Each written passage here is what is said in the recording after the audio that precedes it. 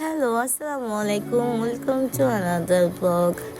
আজকে আমরা প্ল্যান করছিলাম, যেহেতু তোমাদের ভাইয়াদের উইকেন্ড, তো বাইরে কোথাও আসলে ঘোরা যাক, কারণ অনেক দিন হচ্ছে আমি বাসা থেকে বের হচ্ছিলাম না। সো আমরা ঢাকার উদ্দেশ্যে আজকে রওনা দিয়েছি। অ্যান্ড ঢাকায় যাওয়ার কথা আসলে মনে হলেই আমারও কেন জানি গুলশানের সেই ভাইরাল ভাইয়ের ফুচকার কথাটা আসলে মনে পড়ে যায়। অ্যান্ড এটা খুবই খেতে দুর্দান্ত। সো কোথায় যাব সেটা ঠিক করার আগে আগে চলে গিয়েছিলাম দই ফুচকা ট্রাই করতে। অ্যান্ড তখন রাতের 1টা কি 2টা হবে। অ্যান্ড দেখে মনেই হয় না, মনে হচ্ছে যে এখন একদম সন্ধ্যা। তো এই তো আমি আমার জন্য 1 প্লেট ভাইরাল ফুচকা অর্ডার করে দিই। অ্যান্ড আসলে এটা আমার খুব ভালো লাগে।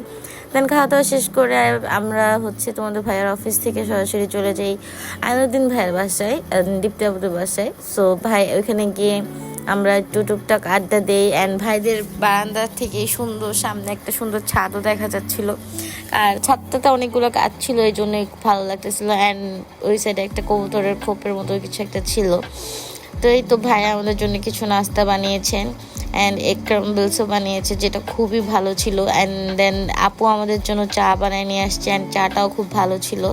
তো এই তো আপুদের সাথে আড্ডা দিয়ে আমরা চলে যাই বাসার উদ্দেশ্যে, কারণ আমরা আমাদের মতো ঘুরেছি, আড্ডা দিয়েছি, অনেক বেশি মজা করেছি।